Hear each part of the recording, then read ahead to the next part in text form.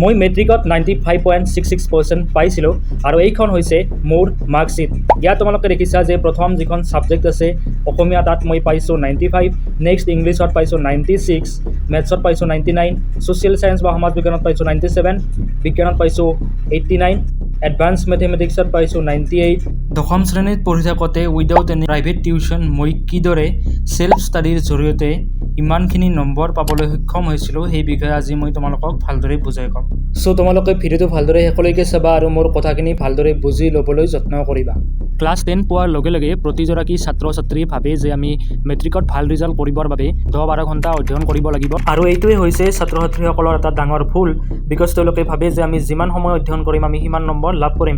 বাট তোমালোকে এটা কথা মনত ৰাখিবা যে তোমালোকে যদি এটা ভাল পাৰ্চেণ্টেজ লাভ কৰিব খোজা তেতিয়াহ'লে তোমালোকে 10 বা 12 ঘণ্টা অধ্যয়ন কৰাৰ কোনো ধৰণৰ প্ৰয়োজন নাই। ময়ো 10 বা 12 ঘণ্টা অধ্যয়ন কৰি 96% পাবলৈ সক্ষম হোৱা নাছিলোঁ। ইনষ্টিড মই যিমান সময় পঢ়িছিলোঁ সেই সময়খিনি প্ৰপাৰলি ইউটিলাইজ কৰিবলৈ চেষ্টা কৰিছিলোঁ। অৰ্থাৎ মই এইটো ক'ব খুজিছোঁ যে কিমান ঘণ্টা পঢ়িলা সেইটোতকৈ কিমান ফ'কাছড হৈ পঢ়িলা সেইটো বেছি ইম্পৰ্টেণ্ট। অৰ্থাৎ টাইম ডাজ নট মেটাৰ, বাট তুমি কিমান ফ'কাছড হৈ অধ্যয়ন কৰিছা, কথাখিনি বুজি পাইছা, কুৱেশ্যনছবিলাক তোমাৰ মনত আছে, অংকটো ভালদৰে বুজি পাইছা, সেইটোহে বেছি ইম্পৰ্টেণ্ট। তুমি কিমান ঘণ্টা অধ্যয়ন কৰিছা বা পঢ়িছা সেইটো কেতিয়াও মেটাৰ নকৰে, বাট এইটো মেটাৰ কৰিব যে তুমি কি পঢ়িছা, তুমি কিমানখিনি বুজি পাইছা, তুমি 1 ঘণ্টা পঢ়িছা নে 2 ঘণ্টা পঢ়িছা, ডাজ নট মেটাৰ, বা তুমি কিমান বস্তু বুজি পালা, কেইটা অংক তুমি কৰিব পাৰিছা, কেইটা প্ৰশ্ন তোমাৰ মুখস্থ হৈছে, সেইখিনি সময়ত তুমি কিমানটা সূত্ৰ মনত ৰাখিব পাৰিছা, সেইখিনি বেছি ইম্পৰ্টেণ্ট। চ' তোমালোকে সময়ৰ ওপৰত বেছি গুৰুত্ব নিদিবা, তাৰ পৰিৱৰ্তে ভালদৰে মনোযোগ দি পঢ়াৰ ওপৰত বেছিকৈ গুৰুত্ব দিয়া। এতিয়া আমি চাম দ্বিতীয় কথাটো, আৰু সেইটো হৈছে ৰিভিজন। পৰীক্ষাত সেইজন ষ্টুডেণ্টে বেছিকৈ নম্বৰ লাভ কৰে যিজনে টাইমলি নিজৰ চেপ্টাৰখিনি কুৱেশ্যনছবিলাক ৰিভাইজ কৰে। মোৰ মতে কেৱল এবাৰ এটা চেপ্টাৰ পঢ়িলে সেইটো মনত নাথাকে, সেইকাৰণে ৰিভিজন বহুত বেছি দৰকাৰী। মই যিটো নতুনকৈ পঢ়িছিলোঁ সেইটো ছেম ডে, অৰ্থাৎ সিদিনাই অলপ ৰিভাইজ কৰিছিলোঁ। তাৰপিছত সপ্তাহটোৰ শেষত ছানডে বা ছেটাৰডে আকৌ এবাৰ ইম্পৰ্টেণ্ট পইণ্টছবোৰ এবাৰ ৰিভাইজ কৰিছিলোঁ, সেইবোৰৰ ওপৰত এবাৰ চকু ফুৰাই গৈছিলোঁ।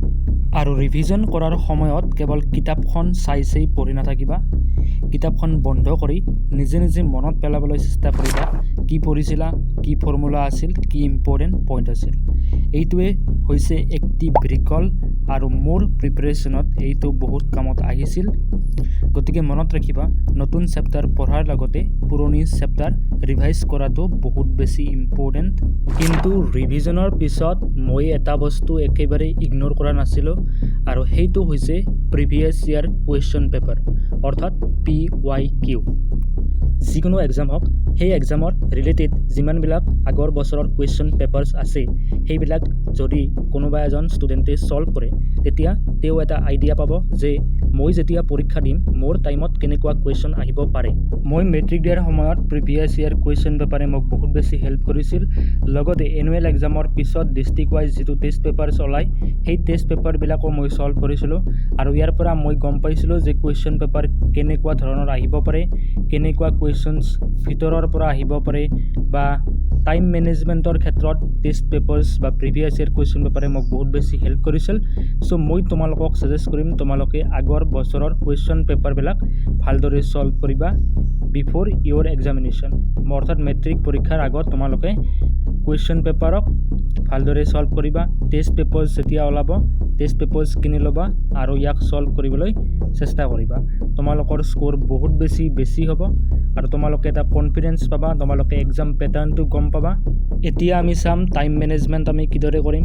তোমালোকে এখন ছিষ্টেমেটিক ৰুটিন বনাই ল'বা, আৰু সেই ৰুটিন মতে তোমালোকে স্কুলৰ ক্লাছেছ, লগতে প্ৰাইভেট টিউশ্যনছ বা অনলাইন ক্লাছেছ, এই গোটেইখিনি টাইম তোমালোকে মেনেজ কৰিবা।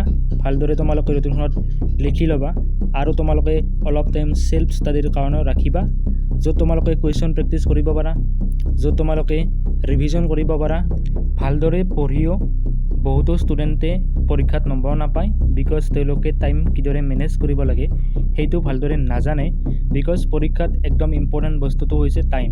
যদি তোমালোকে সেই 3 ঘণ্টাটো ভালদৰে মেনেজ কৰিব পাৰা গোটেইকেইটা কুৱেশ্যন তেতিয়াহে তোমালোকে ছল্ভ কৰিব পাৰিবা আৰু মই নিজৰ বাবে এনেকুৱা এখন ৰুটিন বনাই লৈছিলোঁ য'ত মই গোটেইখিনি ছাবজেক্টৰ লগতে কিছুমান কুৱেশ্যনছ ৰিভিজন ক্লাছেছ নোটছ গোটেইখিনি মই ৰিভাইজ কৰিব পাৰিছিলোঁ আৰু এইটোৱে মোক বহুত বেছি হেল্প কৰিছিল চ' ষ্টুডেণ্টছ আমি শিকিলোঁ কেনেকৈ পঢ়িব লাগে কিমান সময় পঢ়িলে ভাল নম্বৰ পাব পাৰি ৰিভিজন কিদৰে কৰিব লাগে লগতে আগৰ বছৰৰ কুৱেশ্যনৰ কিমান গুৰুত্ব আছে এক্সামত আৰু লগতে আমি পঢ়িলোঁ যে টাইম কিদৰে মেনেজ কৰিব লাগে ষ্টুডেণ্টছ তোমালোকে যদি মোৰ কথাখিনি ভালদৰে বুজি নিজৰ লাইফত এপ্লাই কৰা তেতিয়াহ'লে তোমালোকে ভাল ৰিজাল্ট এটা কৰিব পাৰিবা মই আশা কৰিম যে যিদৰে এই টিপছকেইটাই মোক নিজক হেল্প কৰিছিল এটা ভাল পাৰ্চেণ্টেজ লাভ কৰাত তোমালোককো এই ধৰণে হেল্প কৰিব যদিহে তোমালোকে ভালদৰে এপ্লাই কৰিব পাৰা তোমালোকে বহু সময় পঢ়িব নালাগে 5 to 6 আৱাৰ্ছ যদি তোমালোকে সেল্ফ ষ্টাডি কৰিব পাৰা